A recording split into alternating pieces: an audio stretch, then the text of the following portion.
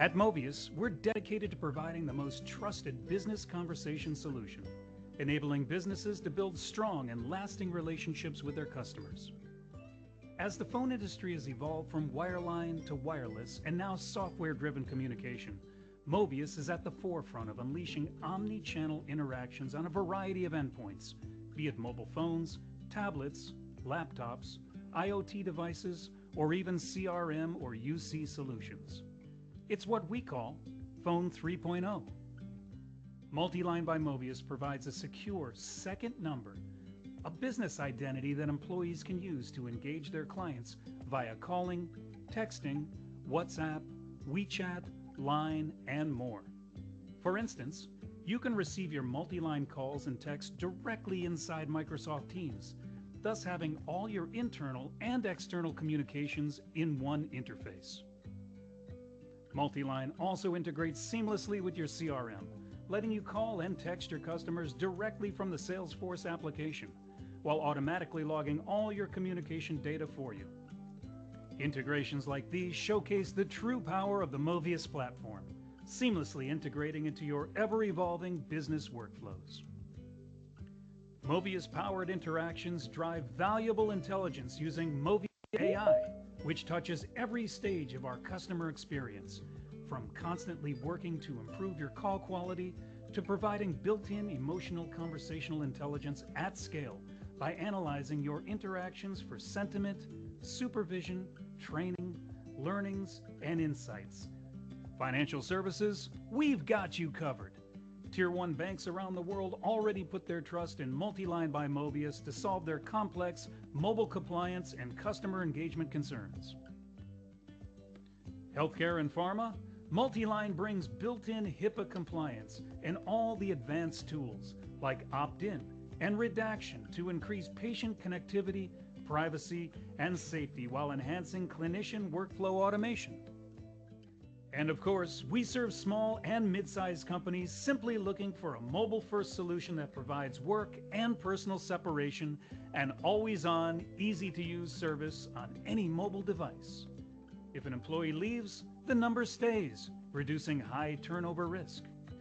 Protecting our customers' data, enabling seamless omni-channel communications, and providing the most efficient mobile experience available today. That's the power of Phone 3.0 with Movius. To learn more, visit movius.ai.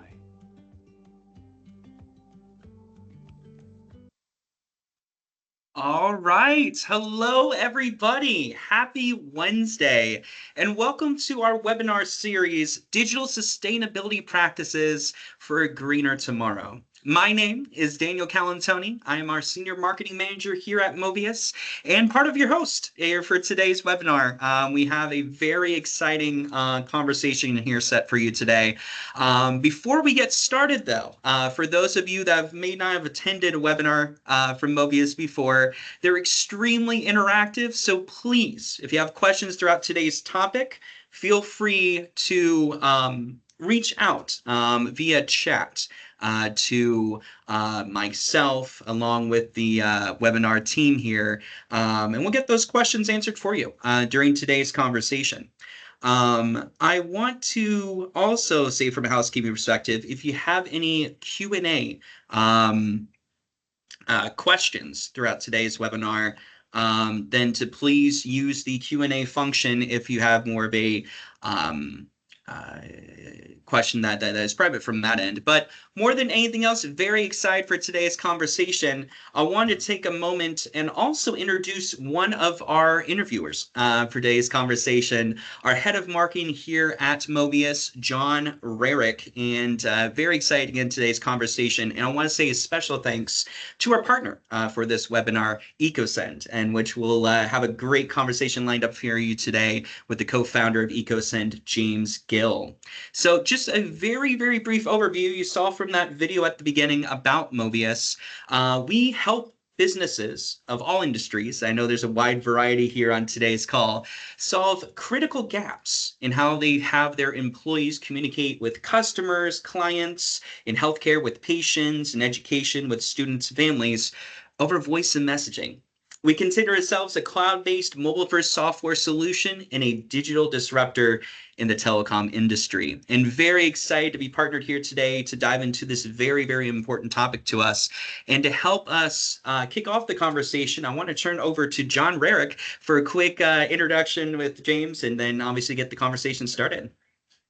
Thanks so much, Daniel. And thanks everyone for joining us today. This is a little bit different from our regular webinar series, which if you've attended in the past, is typically revolves around technology, how it applies to certain industries, often how we apply our own technology to those industries. But this is something that's near and dear to my heart, and I have a feeling to our audience as well. Otherwise, you wouldn't be here.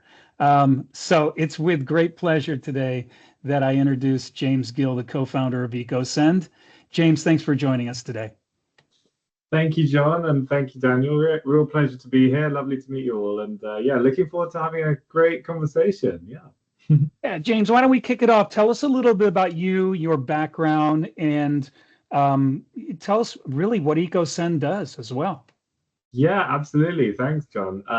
So I'm James. I've been working in the world of software for about 20 years. And EcoSend is essentially an email marketing platform. So we help businesses all over the world send better email newsletters, better email campaigns, and ultimately help those businesses grow. But we do all of this with a real focus on climate and sustainability. And it took me best part of 20 years working in the world of software to realize that even though we do a lot of stuff digitally these days and on the internet, that part of our lives still has a physical manifestation, and that physical piece has an impact on the planet. And so yeah, we've been on this big path journey, learning about that and trying to do everything we can to make the world of email a little bit more friendly on the planet. And so yeah, that's my whole thing, and I'm really excited to chat about that a bit more with you, John, and unpacking what we're doing and also hearing more about what you're doing on the journey too. Yeah. James, when people think of sustainability, they definitely don't think the word digital comes before that mostly. So when did that term become part of the vernacular, and when did it come to the forefront to the point where you were like, hey, there's something in it here? Yeah, I think for us in particular, we were working away in the office here in London. And London, for those who don't know necessarily, it's not usually known for its good weather, but it was the hottest day on record. And we thought, this feels strange. And someone shared an article around, I think it was from the BBC, and it was outlining all of these things you don't normally think of as having an environmental impact. We all think about it if we see a truck driving along the road, or we see a power station with smoke pouring out of it. But people don't think about that when they open their laptop in the mornings. And what this article outlined was that so many of basically all of our digital activities, whether it's watching Netflix or sending an email, actually uses energy, and it uses energy at different stages in the chain, whether it's the computer you're accessing it on, or the servers and the data center that you're ultimately getting information from. And all of these things need energy, and where that energy comes from is often not renewable. So thinking about that whole chain really opened our eyes. And since we've been on that path with EcoSend, we've ended up learning so much more about the world of climate, the world of sustainability, and also realizing that one of the opportunities we have in digital is it also to be a starting point, a topic of conversation for a business to not just address their digital sustainability, but also then look at the sustainability beyond their digital practices as well. So it's often that first kind of one of those initial introductions that can be made to start a whole chain of events, which I think is quite exciting, actually. Yeah. Mm-hmm. Yeah. So much there, James, to unpack. I'm curious to know, how does a company even begin to evaluate their carbon footprint when it comes to the digital piece? Yeah, it's there's a number of things we can all do, and I would also say that one of the great things about digital sustainability is that it's almost never at the expense of other projects you're doing. So we talk about this in the email space, for instance. sending more digitally sustainable email actually often is exactly what you want to do, to send just better email that's more likely to get delivered, more likely to get opened, more likely to get actioned, more likely to drive interaction and ultimately a purchase with your customers. And I think a lot of that is also the case in a business overall. So often we think about data transfer being quite a big part of that digital sustainability piece. Like the more data being transferred, generally at a high level, the more energy is needed. So thinking about, for instance, cloud storage and how much data you have in the cloud, and we all, store things like it's totally free, or we store endless amounts of information that we maybe never check. Those are all opportunities where we can think like maybe it's time to have a clean out, spring cleaning kind of approach. But it's a great thing to do from a digital sustainability perspective, but also can be really beneficial from, compliance perspective, looking and ultimately just simplicity within the business. So these aspects, often it's like someone might care a lot about sustainability, but it's often really aligned with the other departments within the business, which means everyone wins. So yeah. When you engage with a company, James, is it typically, do you seek them out and address them and say, hey, have you taken a look at how your email practices might affect your sustainability? Or do you find they're largely coming to you? Is there a proactive element to some of your clients, or is it more, hey, let me explain to you, company A, this is what might be happening within your four walls? Yeah, honestly, John, I would love it if everyone was coming to us. Often we do. Thankfully, there is this growing awareness of digital sustainability, which I think is a really positive thing for everyone. Often, though, we are going into a business and helping them understand these things that might be being overlooked. I think one of the interesting drivers more recently that has actually driven a greater awareness of digital sustainability is the rise of AI. And, we're all using AI more and more in our work. It's incredible what it's enabling people to do. But one of the challenges with AI is there are just so much greater demands for the compute capacity and ultimately the energy demands. So I think it's actually drawn a bit more awareness in the public kind of news cycle and psyche, which is meaning people are maybe paying a little bit more attention. And I think on the AI subject, I think I really want to see a world where we can more confidently use AI with the sustainability side covered. And I think more and more businesses are paying some attention to that and figuring out how we can address that. So I'm optimistic there. Yeah. This has been a topic I've been passionate about for years, and people have known me in my pre-Movius days. I was in the PR agency space, and we represented a lot of companies that were involved in environmental practices. So it was always something that around the office we were constantly engaged in.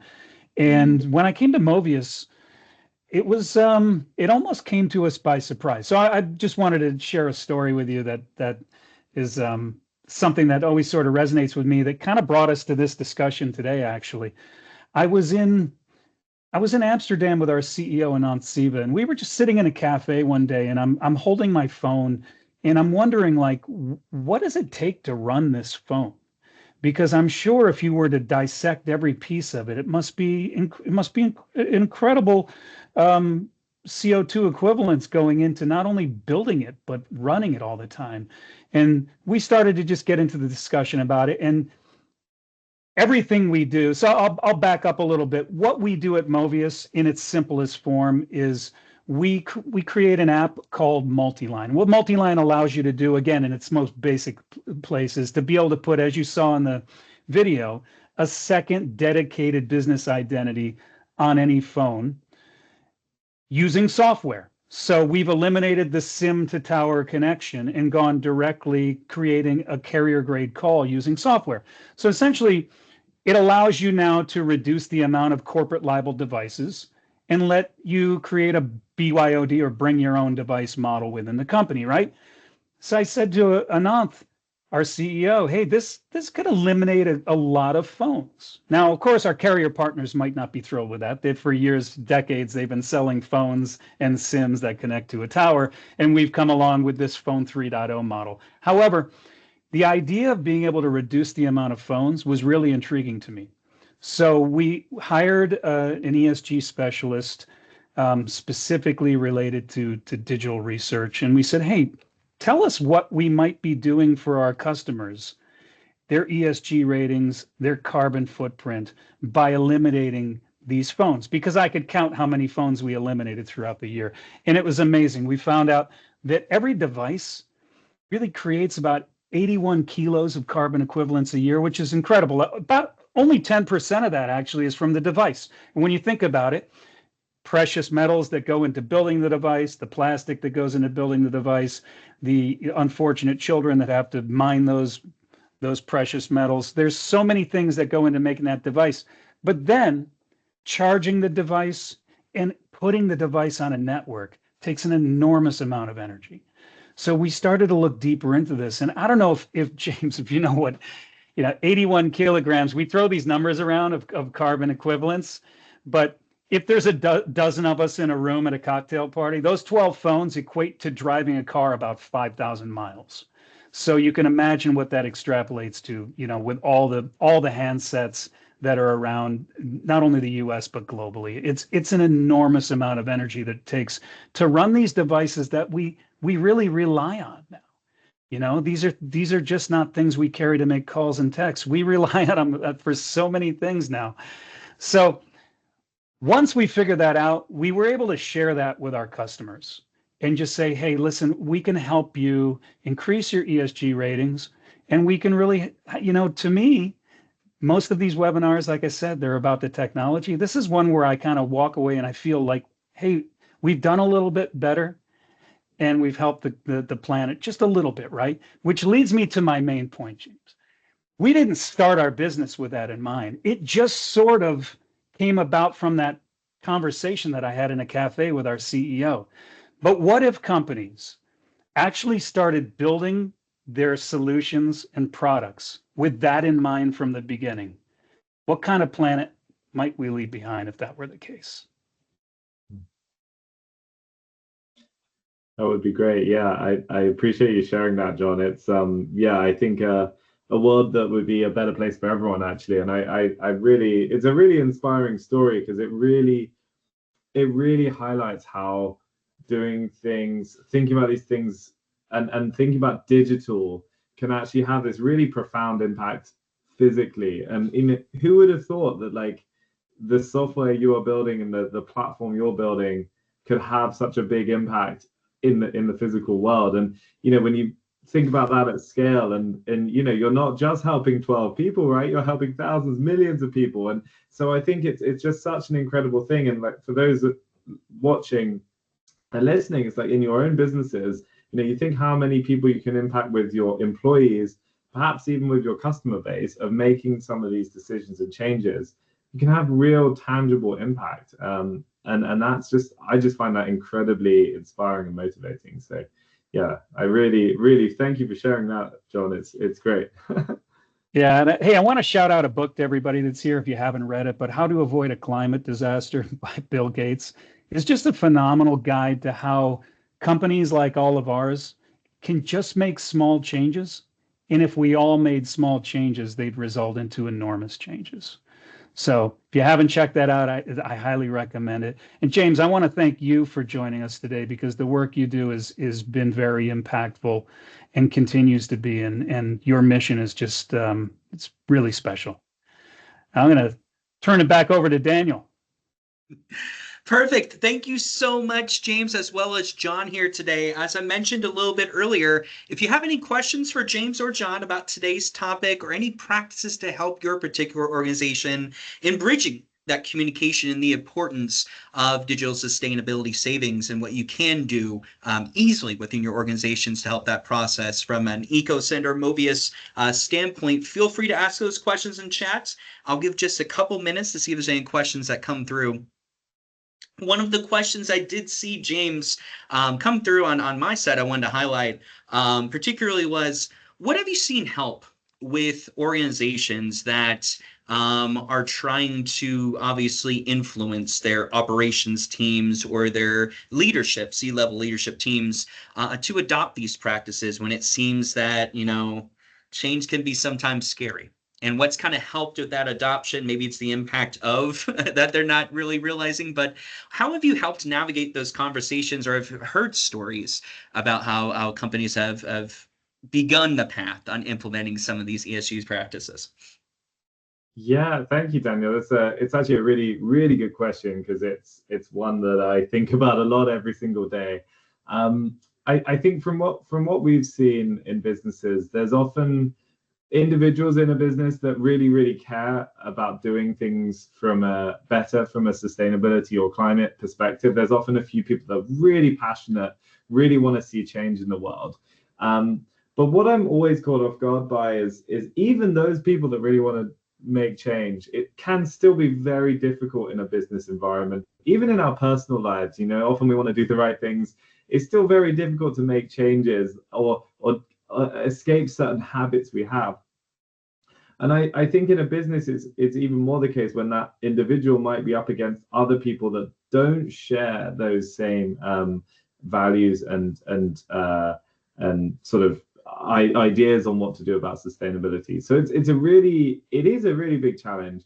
But I think one of the best things one can do is to articulate the benefits that go far beyond sustainability.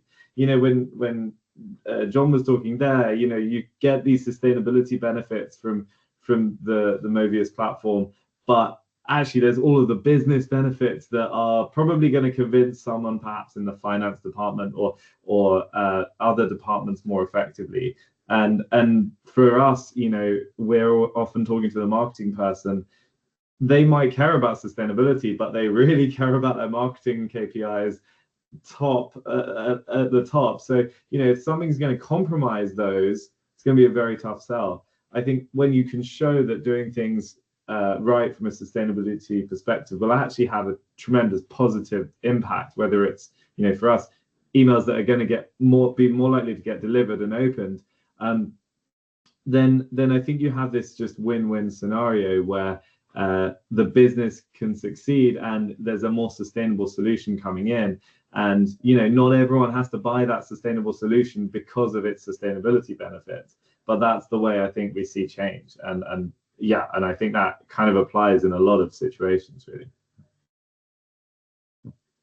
No, that makes a lot of sense, James. It's definitely a piece that can be navigated internally. And I know if people on this call are looking for additional perspectives or resources, I'll provide it in the moment, but we'll make sure that not only John and James are available to help you in those types of conversations. A good question came through as well too, that we replied to. I just want to bring up to highlight. A question came on, how do companies report on CO2 emission savings from BYOD? Some of the great points John was speaking to on some of the benefits of multi-line. Do they calculate them as avoided emissions?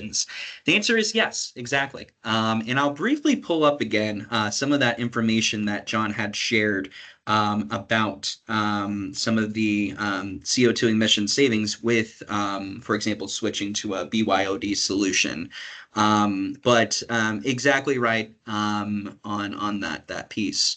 So as John said too earlier, having one phone instead of two. Many organizations have corporate owned phones that they're having to have their employees or patient care or administration in certain industries carry around. And essentially, I think from a personal standpoint, people don't necessarily like to carry multiple devices if they don't have to. But even just the environmental impact you see listed here, equating that to avoided emissions here from that particular space. So I'll take another moment here, see if there's any additional questions. Great conversation here so far. We'll give just another moment or two. James, while we're waiting for any questions to come in, how can folks out there in our audience find out more about your company? Thank you for asking, John. Yeah, you can find us at ecosend.io, which is our website. And everyone's welcome to send me an email. I'm james@ecosend.io, and always happy if anyone's sending email within their organization, sending a newsletter. We're always very happy to discuss that, and we try and be as helpful as possible. So yeah, don't be scared. Do drop me a note if you found anything interesting and want to ask me anything more and chat about anything. So yeah. Excellent. Perfect. James, again, thank you so much. I just want to take a second, everybody here on the line, and just really sincerely thank you, James, for spending your time here with us today. They are doing some phenomenal work with helping organizations really figure out and navigate their email marketing in a ESG, digital sustainability conscious manner. And you're doing some phenomenal work, James, and it's been a pleasure speaking with you here today.